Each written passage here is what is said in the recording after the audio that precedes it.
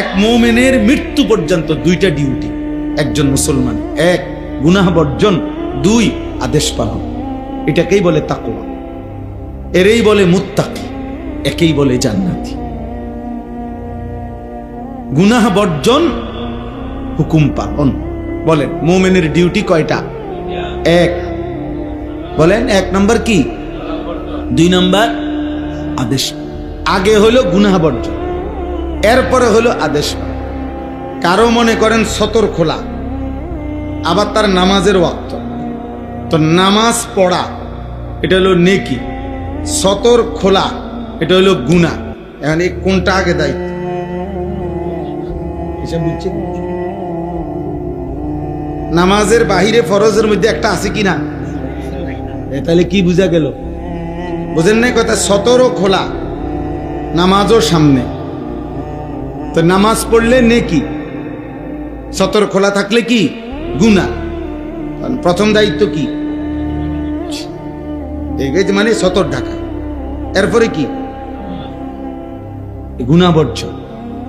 প্রথম জিম্মাদারি এটা।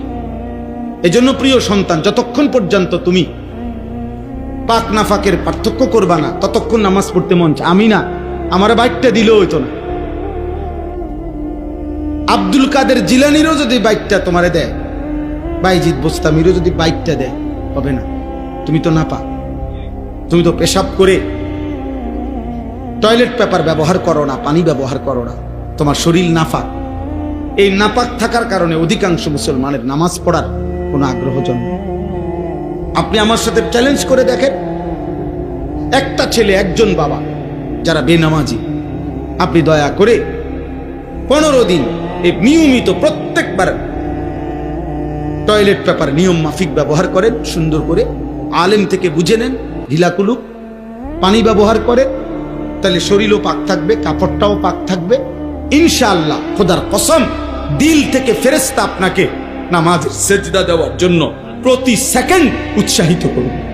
এই তোমরা ছেলেদের হালাত হলো এই কারণে আব্বা, নারী দেখতে দেখতে, মোবাইলের নারী দেখলে বীর্যপাত হয়, অশ্লীল দৃশ্য দেখলে বীর্যপাত হয়, উলঙ্গ ছবি দেখলে বীর্যপাত হয়, হারাম কল্পনা করলে বীর্যপাত হয়, অসৎ বন্ধুদের সাথে অসভ্য কথা বললে, নারীকে নিয়ে জিনা ব্যভিচারের কথা বললে বীর্যপাত হয়।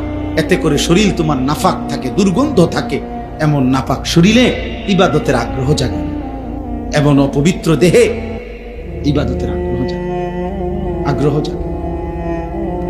আল্লাহ আমাদেরকে হেফাজত করে, আল্লাহ আমাদের সন্তানদেরকে হেফাজত করে।